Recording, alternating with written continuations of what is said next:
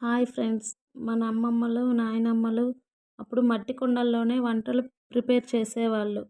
ఆ మట్టి కుండలు కూడా వాళ్ళకి దగ్గరలో ఉన్న చెరువుల దగ్గర నుంచి తీసుకొచ్చి వాళ్ళ కుమ్మరి వాళ్ళ చేత ఈ కుండల్ని వాళ్ళకి కావాల్సినట్టు తయారు చేపించుకునేవాళ్ళు.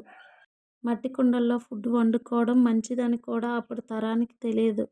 కానీ వాళ్ళు మనకి ఈ ప్రకృతిలో బతకడానికి మనకి ప్రకృతి ఇచ్చిన ఒక వరం మట్టి కుండలు.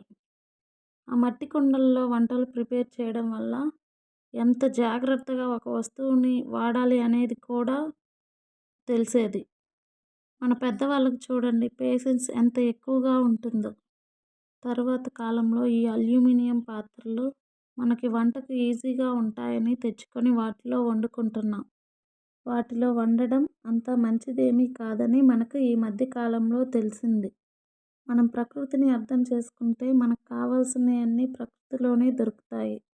తర్వాత మన పెద్దవాళ్ళు కూరగాయలు వాటిని నిల్వ ఉంచుకోవడానికి ఎదురు బుట్టలు, ఈత పుల్లలతో చేసిన బుట్టలు, అప్పుడు మన పెద్దవాళ్ళు చేటలు కూడా ఈత పుల్లలతో వాటితో చేసిన చేటలు, అన్నం పైన మూతలు కూడా పుల్లలతో చేసిన మూతలు, విసన కర్రలు, ఈతాకులతో చాపలు అవన్నీ తయారు చేసేవాళ్ళు. ఈ కాలంలో ఆ నైపుణ్యం పోయింది. ఈ ప్లాస్టిక్ ఎక్కువైంది. ప్లాస్టిక్ అసలు మన కల్చర్లో లేదు. కానీ ఇప్పుడు మనం అది లేకపోతే ఉండలేనంత అలవాటైపోయాం. ఆ ప్లాస్టిక్ మనది కాదు కాబట్టి దాన్ని ఎలా వాడాలో కూడా మనకి తెలియడం లేదు. ఈ కుండలు, ఈ వెదురుతో తయారు చేసిన బుట్టలు ఇవన్నీ వాడిన తర్వాత కూడా అవి పాడైపోయిన తర్వాత కూడా అవి భూమిలో వేసేయడం వల్ల వాటి వలన భూతల్లికి కూడా ఎలాంటి నష్టం జరగదు.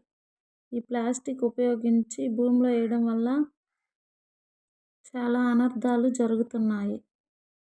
దాన్ని బట్టి మనకేం అర్థం అవ్వాలంటే మనిషికి మట్టికి ఏం సంబంధం ఉందో, ప్రకృతి నుంచి మనం తీసుకున్నవన్నీ తర్వాత మళ్ళీ ప్రకృతిలో కలిసిపోయినా నష్టం ఏమీ ఉండదు. కానీ ఈ ప్లాస్టిక్ ఇవన్నీ ప్రకృతిలోకి తీసుకోలేదు. ఎందుకంటే అవి ప్రకృతి నుంచి వచ్చినవి కాదు కాబట్టి. అంటే దీన్ని బట్టి మనం ఏం అర్థం చేసుకోవాలంటే మనం ప్రకృతిలో కలిసి బతికితే ప్రశాంతంగా, ఆరోగ్యంగా ఉంటాం.